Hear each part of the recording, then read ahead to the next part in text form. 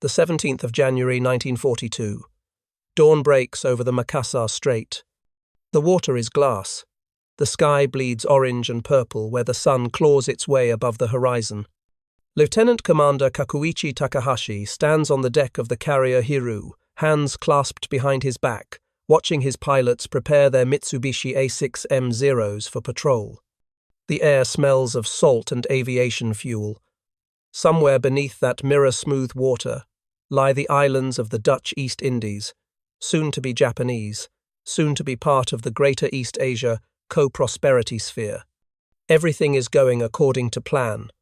Pearl Harbor lies shattered 2 months behind them. The Philippines are crumbling. Singapore will fall within weeks.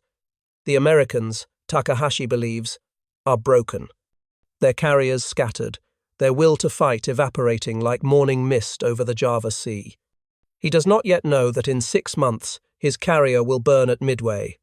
He does not yet know that the Americans he dismissed as soft, as materialistic, as incapable of the warrior spirit necessary for modern war, are at this very moment studying Japanese tactics with a methodical intensity that borders on obsession. He does not yet know that American dive bomber pilots are learning to pick targets one by one with a precision that will rewrite naval warfare. On this morning in January 1942, Takahashi believes what Tokyo has told him to believe, that American pilots lack the discipline for coordinated attack, that their democracy makes them individually minded, incapable of the collective sacrifice required for victory. He is catastrophically wrong. To understand what happened, to understand how American dive bombers would stun Japanese pilots with their calculated, methodical destruction, we must first understand what the Japanese expected. In the winter of 1941 and early 1942, the Imperial Japanese Navy was the most combat-experienced carrier force on Earth. They had been at war since 1937. Their pilots had flown missions over China, honing tactics, perfecting the art of coordinated attack. The Kokutai, the naval air groups, operated with a fluidity born of shared culture, shared training, shared sacrifice. When Japanese carrier aircraft attacked Pearl Harbor on the 7th of December 1941, they came in waves so precisely coordinated that American witnesses described them as mechanical, inhuman in their efficiency. First, the torpedo bombers, then the dive bombers, then the horizontal bombers, each wave hitting before the defenders could regroup. It was symphonic. It was devastation rendered as ballet. American carrier doctrine, by contrast, appeared chaotic to Japanese observers. The United States Navy had been experimenting with carrier operations throughout the 1,930 seconds, but they had never fought a carrier battle. Their pilots trained in peacetime conditions, flying from the decks of Lexington and Saratoga, practicing torpedo runs against target sleeves towed by destroyers. They were good technically proficient, but they lacked the crucible of combat. Japanese intelligence reports from the early war period repeatedly emphasized American disorganization. At the Battle of the Coral Sea in May 1942, American torpedo bombers attacked piecemeal, uncoordinated, suffering devastating losses. Japanese commanders noted this with satisfaction. The Americans, they concluded, could not synchronize their strikes. Their individualism, that democratic plague, prevented them from achieving the collective will necessary for effective carrier warfare. But there was something the Japanese analysts missed.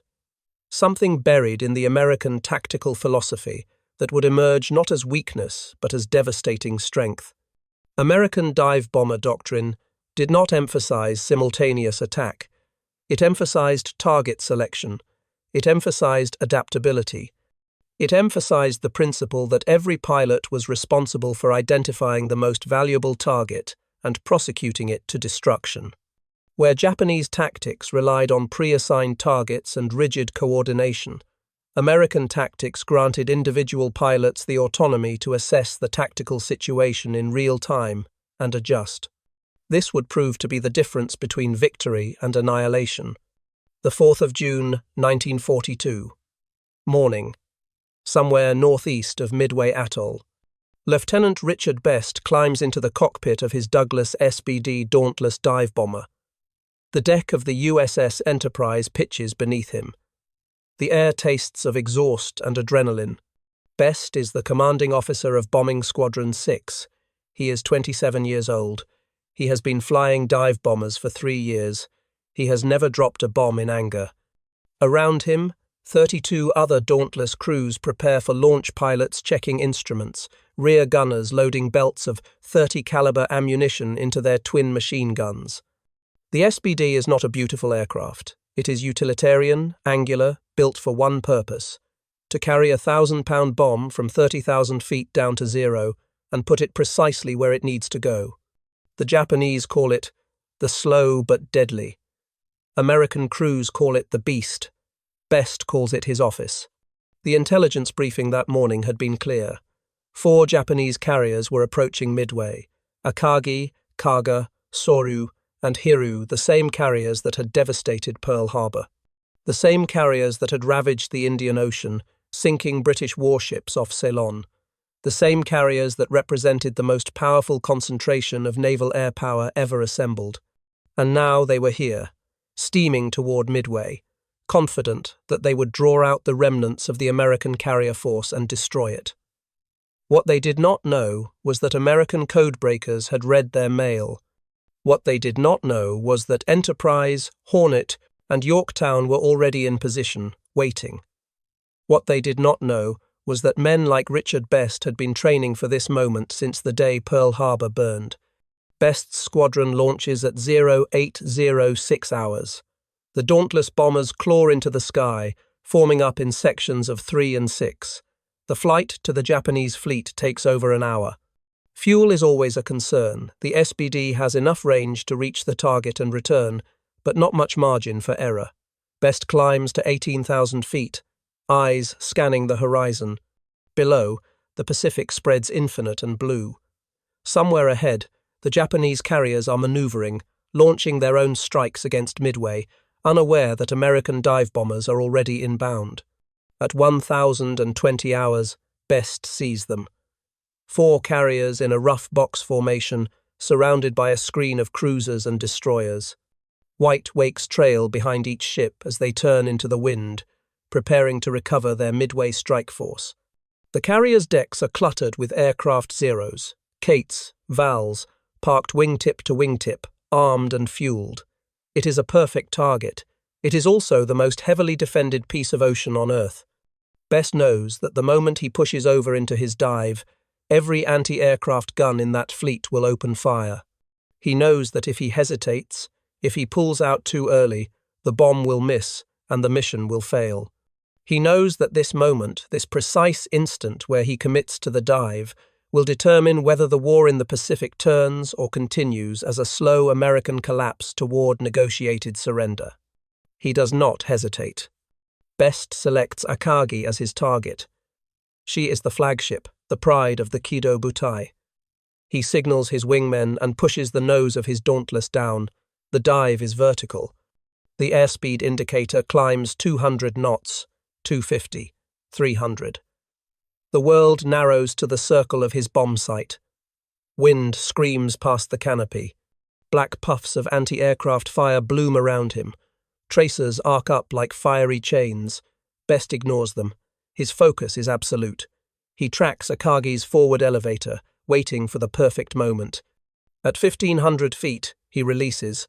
The 1,000-pound bomb falls away.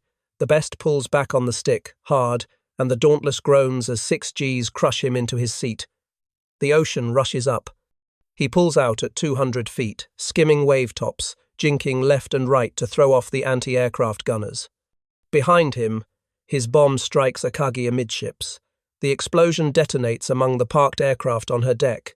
Fuel ignites. Ordnance cooks off. Within seconds, the flagship of the Kido Butai is a roiling mass of flame. But Best does not see this. He is already climbing, already looking for the next threat. Around him, other Dauntlesses are diving. Lieutenant Edwin Kroger hits Kaga. Lieutenant Earl Gallagher hits Soru. Each pilot selects his target independently. Each pilot adjusts his dive based on what he sees: a carrier turning, a destroyer firing, a gap in the screen. There is no rigid coordination. There is instead something more powerful: distributed decision-making, honed by training and trust.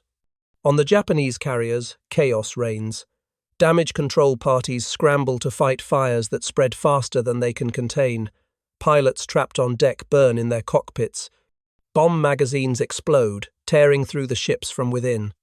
Lieutenant Commander Takahashi, the same officer who stood on Hairyu's deck in January watching the sunrise over Makassar Strait, watches Akagi burn and feels the foundations of his understanding crack. This is not how carrier battles are supposed to unfold. The Americans were supposed to attack in uncoordinated waves. They were supposed to be vulnerable, predictable, easy to defend against. Instead, they came from altitude, picked the most valuable targets with surgical precision, and struck in a compressed window of time so narrow that the Japanese defenses could not adjust. It is not chaos. It is choreographed annihilation. The doctrine that enabled this victory did not emerge overnight.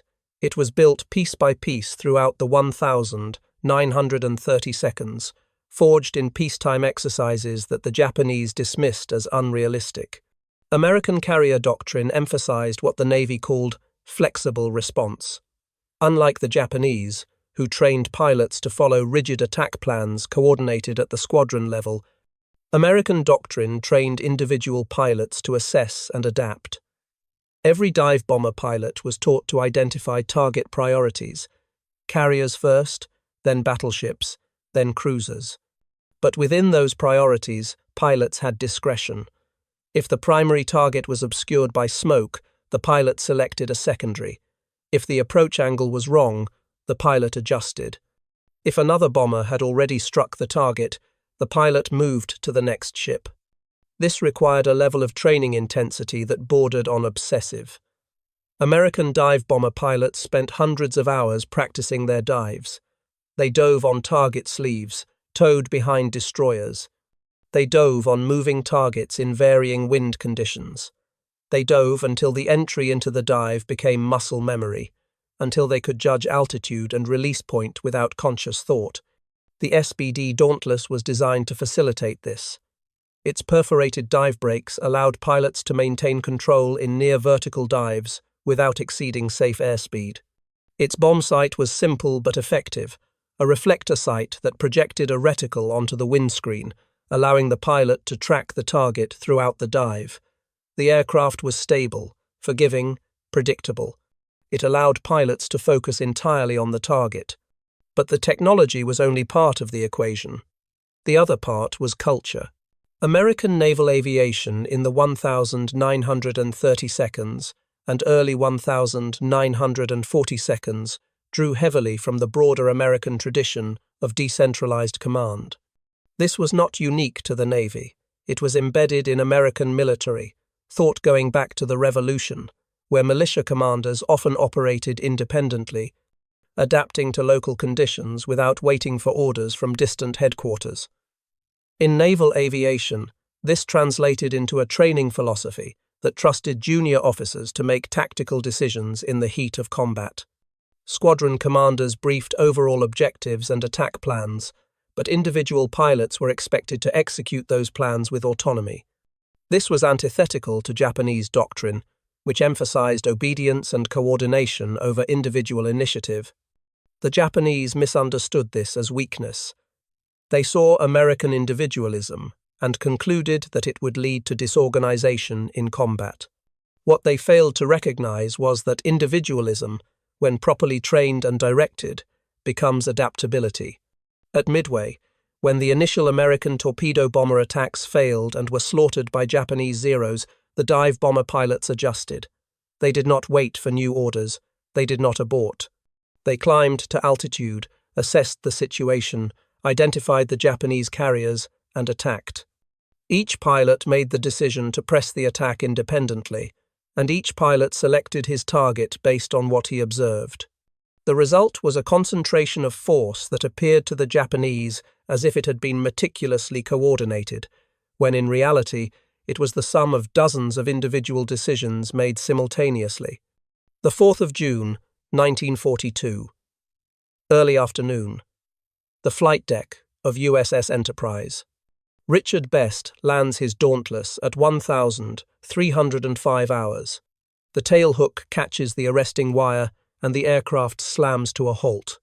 Deck crews rush forward to fold the wings and push the bomber to the side, making room for the next aircraft. Best climbs out of the cockpit, legs shaking from adrenaline and fatigue. His rear gunner, Aviation Radioman 3rd Class James Murray, is grinning despite the bullet holes stitched across the tail section. They have just participated in the most decisive carrier battle in history, and they do not yet know it. All they know is that they dove, they hit, and they survived. Best walks to the ready room for debriefing. Other pilots are already there, talking in low, clipped sentences. The squadron intelligence officer asks questions. What did you target? What were the conditions? Did you observe the bomb impact? Best describes his dive, his target selection, the explosion. He learns that other squadrons hit Kaga and Soru. 3 Japanese carriers are burning. Only Hairu remains operational, and she has already launched a strike against Yorktown. The battle is not over, but the momentum has shifted irreversibly. The Japanese, who began the day with 4 fleet carriers and absolute confidence, are now desperately trying to salvage what remains of their once invincible striking force. What the Japanese pilots and commanders experienced in those minutes was something beyond tactical surprise. It was cognitive dissonance on a strategic scale. They had built their doctrine around the assumption that American pilots lacked the discipline for effective carrier warfare. Every combat report from the early months of the war seemed to confirm this. At Coral Sea, American torpedo bombers attacked without coordination and were decimated. At Midway, the same thing happened. Torpedo bombers from all 3 American carriers attacked piecemeal and were shot down in waves. Japanese commanders watched this and felt their assumptions validated. The Americans were brave, perhaps, but they were disorganized. They could not concentrate their forces. They could not achieve the synchronized strike necessary to overwhelm carrier defenses. And then the dive bombers came. They came from altitude, where the Zeros were not. They came in a compressed time window, hitting all 4 carriers within the span of 6 minutes. They came with precision, each bomb hitting its target or landing close enough to cause catastrophic damage. From the perspective of Japanese observers, it seemed impossible. How could a force that appeared so disorganized suddenly execute such a flawless attack? The answer, which would take Japanese naval analysts years to fully understand, was that the Americans had never been disorganized. They had been adaptive. They had been operating within a doctrine that prioritized target selection over rigid coordination, and when the tactical situation allowed, when the Japanese carriers were caught with armed and fueled aircraft on deck, when the Zeros were down low chasing torpedo bombers, the dive bomber pilots exploited that opportunity with lethal efficiency. The symbolic object that recurs in American dive bomber doctrine is not a weapon or a piece of equipment. It is the bomb sight. The Norden bomb sight, used by high-altitude bombers, was a marvel of engineering, a mechanical computer that calculated release points based on altitude, airspeed, wind, and target motion. But it was useless in a dive bomber. In a dive, everything changes too fast for mechanical calculation. Instead, dive bomber pilots used a simple reflector sight, a piece of glass with a reticle projected onto it. The pilot aligned the reticle with the target and judged the release point by feel, by experience, by instinct. This was not less sophisticated than the Norden. It was differently sophisticated. It required trust in the pilot's judgment. It required hundreds of hours of training to develop that judgment, and it represented a fundamentally different philosophy. That precision in combat comes not from automation, but from skilled individuals making informed decisions in real time. Japanese pilots trained with similar intensity, but their doctrine did not grant them the same autonomy. Japanese carrier strikes were coordinated at the squadron level, with specific aircraft assigned to specific targets before launch. This allowed for impressive synchronization, as demonstrated at Pearl Harbor, but it also meant that Japanese pilots had less flexibility to adapt if the tactical situation changed. If the assigned target was obscured or already destroyed, Japanese pilots were trained to proceed to secondary targets according to a predetermined priority list. This worked well when the plan unfolded as expected. It failed catastrophically when the plan fell apart, as it did at Midway. American pilots, by contrast, were trained to think of themselves as autonomous decision-makers. They were given an objective, destroy the enemy carriers, and broad guidance on how to achieve it, but the specific execution was left to their judgment. This required a level of trust that was deeply embedded in American military culture. Officers trusted their men to make the right decisions because they had trained them to make those decisions. Pilots trusted their squadron commanders to give them the freedom to adapt because that freedom was built into the doctrine. This was not anarchy. It was disciplined flexibility, and it proved devastatingly effective. The 5th of June, 1942. Dawn. The Battle of Midway is over. 4 Japanese fleet carriers lie on the bottom of the Pacific. Hiru, the last to sink, went down in the early morning hours after American dive bombers from Enterprise found her and delivered the same methodical destruction they had dealt to her sisters. The cost to the Americans was significant. Yorktown will sink tomorrow, torpedoed by a Japanese submarine, but the strategic outcome is undeniable. Japan's carrier striking force, the instrument of her early victories, is shattered. The pilots who survived men like Takahashi return to Japan and write after-action reports that struggle to explain what happened. How did the Americans, who appeared so disorganized, deliver such a coordinated blow? How did they pick targets with such precision? How did they exploit the exact moment of maximum vulnerability? The answers are in the details that Japanese doctrine did not account for. American pilots were trained to look for specific indicators of vulnerability: crowded flight decks, ships turning into the wind, gaps in the defensive screen. They were taught to recognize these indicators and act on them without waiting for orders. At Midway, the Japanese carriers were caught in the worst possible configuration. Their Midway strike force was returning, low on fuel, needing to land immediately. Their decks were crowded with aircraft being rearmed and refueled for a strike against the American carriers. Their Zeros were down at low altitude, having just massacred the American torpedo bombers. For a brief window, perhaps 10 minutes, the Japanese fleet was defensively naked. American dive bomber pilots recognized this and attacked, not because they had been ordered to attack at that precise moment, but because they had been trained to recognize opportunity and exploit it. This was the essence of American dive bomber doctrine. It was not about rigid plans executed with mechanical precision. It was about training skilled individuals to make good decisions under pressure and trusting them to do so. It was a doctrine that reflected broader American values, the belief that individuals, properly trained and properly led, could be trusted with significant responsibility. The belief that flexibility and adaptation were strengths, not weaknesses. The belief that the sum of many individual decisions, made by people who understood the objective and trusted each other, could achieve outcomes that no rigid plan could match. The transformation this wrought in Japanese thinking was profound and slow. In the immediate aftermath of Midway, Japanese Naval Command struggled to explain the defeat. Official reports attributed it to bad luck, to American code breaking, to the failure of reconnaissance aircraft to spot the American carriers earlier. These were all factors, but they missed the deeper truth, that American carrier doctrine was fundamentally different from Japanese doctrine, and that in the crucible of combat, the American approach proved superior. It took years for this to sink in.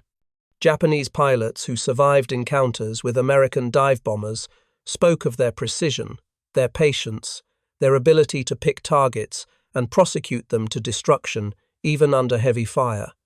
They spoke of the way American formations would split, with each section attacking a different ship, maximizing damage across the enemy fleet. They spoke of the way American pilots seemed to know which ships were most important, which targets would hurt the most. This was not luck. This was training. This was doctrine. This was the cumulative result of a decade of peacetime exercises where American carrier pilots practiced not just how to drop bombs, but how to think in combat, how to assess a fluid tactical situation, how to prioritize targets, how to adapt when the plan fell apart. The Japanese had trained their pilots to execute plans with precision. The Americans had trained their pilots to make plans on the fly. Both approaches had merit, but in the chaos of carrier warfare, where visibility is poor, communications are unreliable, and the tactical situation changes minute by minute, the American approach proved more resilient. There is a record from late 1943, after the Battle of the Philippine Sea, where a captured Japanese naval aviator was interrogated by American intelligence officers. The interrogator asked him what surprised him most about American carrier tactics. The aviator, who had flown at both Midway and Philippine Sea, thought for a long moment before answering. "Your pilots do not wait," he said. "They see and they decide. Each one is like a small commander. It is not what we were taught to expect. We were taught that Americans value life too much to be effective warriors, that your democracy makes you weak, but your pilots are not weak. They are dangerous because they think." April 1945. The waters off Okinawa. The war in the Pacific is entering its final, bloodiest phase. Japanese kamikaze attacks are sinking American ships faster than at any previous point in the war. The dive bomber, which ruled the carrier battles of 1942 and 1943, is being supplemented and gradually replaced by faster, more heavily armed fighters like the Corsair and Hellcat, which can carry bombs and rockets while also defending themselves against kamikazes. But the doctrine remains. American naval aviators still train to pick targets, to assess and adapt, to trust their judgment. The SBD Dauntless, slow and obsolescent, has been largely retired, replaced by the faster SB-2 Sea Helldiver. But the principles that made the Dauntless cruise so effective, precision, autonomy, trust, are baked into American carrier aviation now. They are institutional knowledge, passed from squadron to squadron, from carrier to carrier.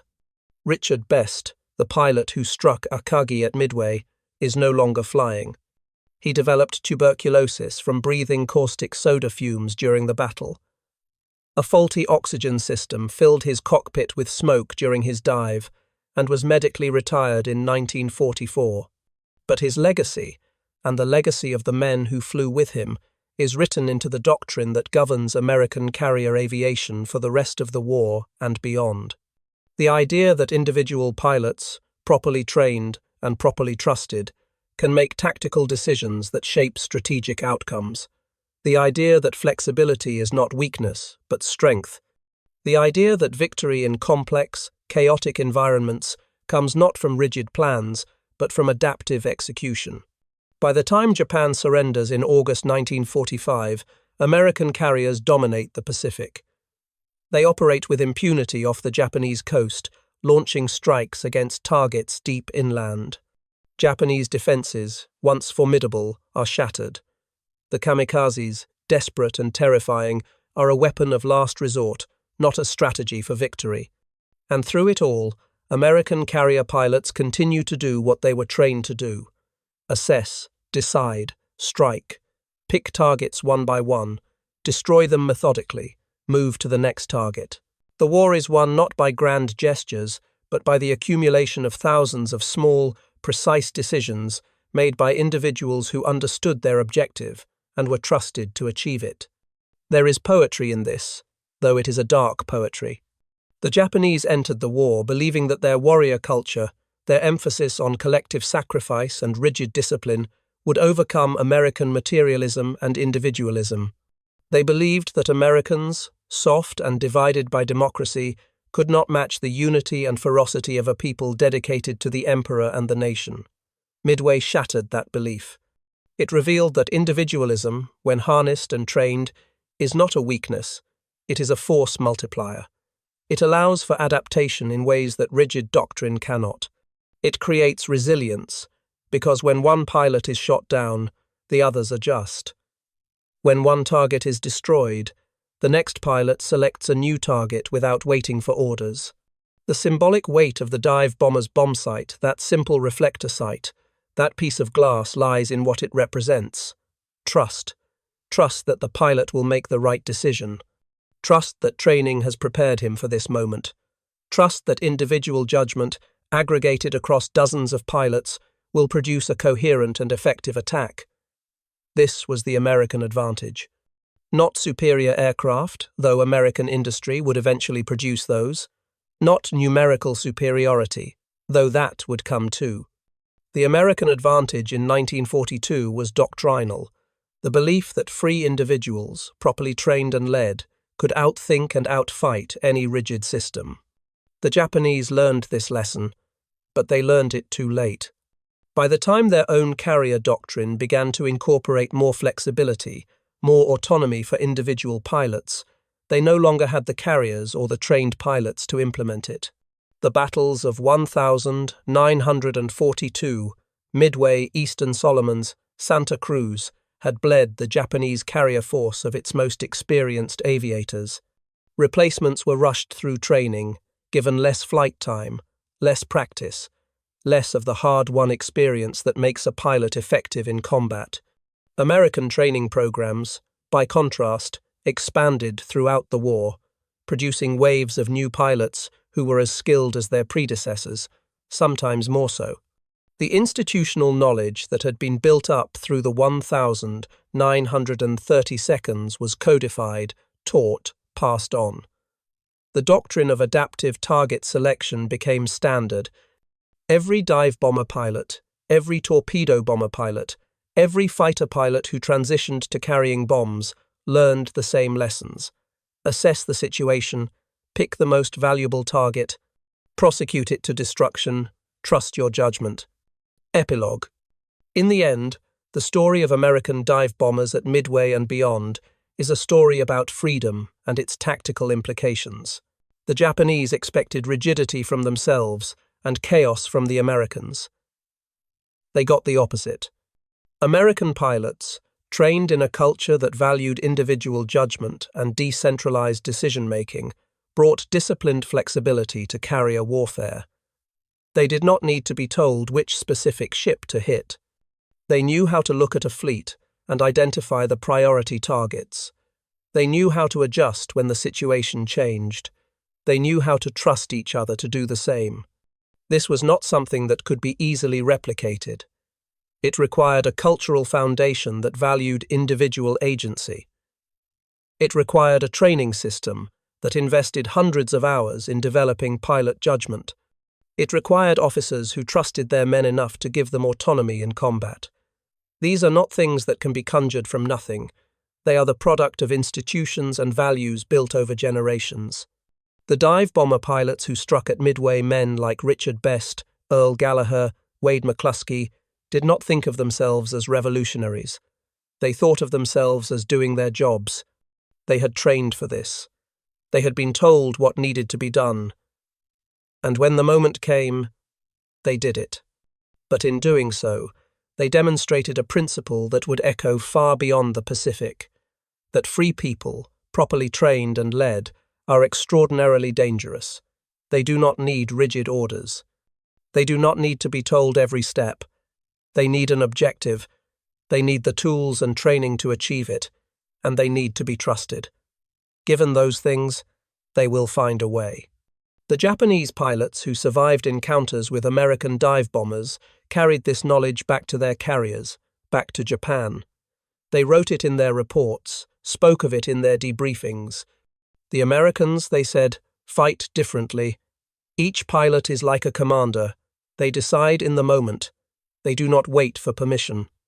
It was meant as tactical analysis, but it was also, without the authors realizing it, a recognition of something deeper, that the values a society holds shape the way it fights, and that the American faith in individual judgment, for all its flaws and contradictions, produced warriors who could think and act and adapt in ways that no amount of rigid discipline could match.